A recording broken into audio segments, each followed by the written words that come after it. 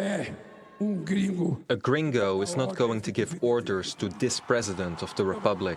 We're going to judge and tax the American digital companies because he, Donald Trump, did not even deign to send a letter, as we do to another president of the republic, and instead summoned us.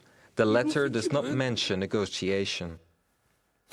Well, for more on this, let's bring in Mario Arturo Ruiz Estrada, Professor of International Economics at the University of Kuala Lumpur. Thanks very much indeed for joining us.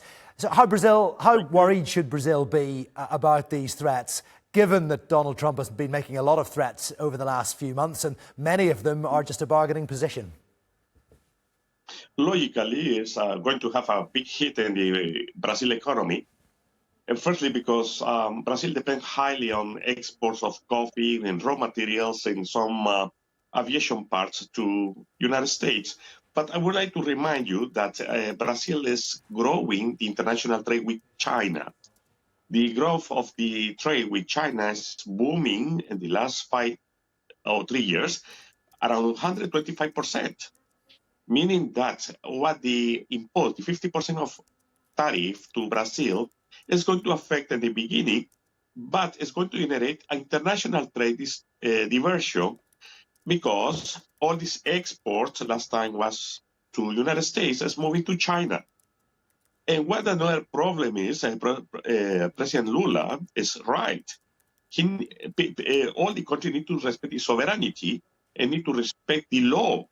We cannot impose and can become with imperialist policies to demand things in overseas or in another countries. The other thing is important to mention is that Brazil now is in a critical transition because it's the most large economy in Latin America, in South America especially. And this one is BRICS. That is another issue why the 50% of the tariff. It's not only the political issues inside Brazil. Also, we need to remind BRICS. BRICS has become more strong. And remember that Mr. Trump said that BRICS is anti-American or anti-United States bloc. That what I feel like President Lula is doing correctly to protect the interests of his country and follow the law in the country. Yeah. And I feel that now tariff become like a political instrument to manipulate and control countries. And this is wrong because you cannot make international trade with politics. Yeah. International trade is we need to see the consumer's priority more than political issues inside in this implementation of tariff. Sure. But Mario, it's a dangerous game that Lula is playing because we have seen from other world leaders varying approaches to how they deal with Trump diplomacy.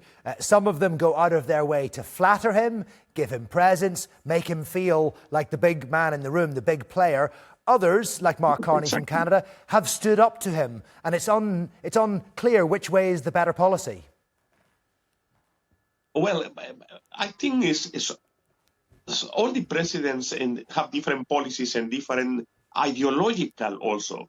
Remember that Lula is a left-wing party that they believe more in social welfare and the interests of the nation. And I think it's going to be very painful for Brazil economically in the beginning. But remember that China is growing international trade with China. It's compensating the relationship of international trade.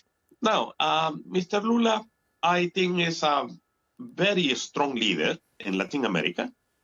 And I think Brazil can handle this issue. But it's so sad that how the Trump administration trying to impose this political will to control countries using tariff. This is a very, very obsolete policy, and I think it's going to generate not only problem for Brazil. Actually, please, I want to rectify. Tariff is going to affect to the final American consumers. I want to repeat many times. It's not affecting the country to impose the tariff. Who is going to suffering as the final consumer in the United States because who paying the tariff is the American consumers. Yeah. This is, I want to clarify here. We are not talking about embargo. We are talking about tariff, import tax. And this import tax is paid by the final consumer, and this is the American consumers. Yeah. This is my personal view. And that is why it's not clear exactly how successful those tariffs will be. We thank you very much indeed for joining us. I appreciate you coming on the News Hour today. Thank you, Mario. You're welcome. Thank you.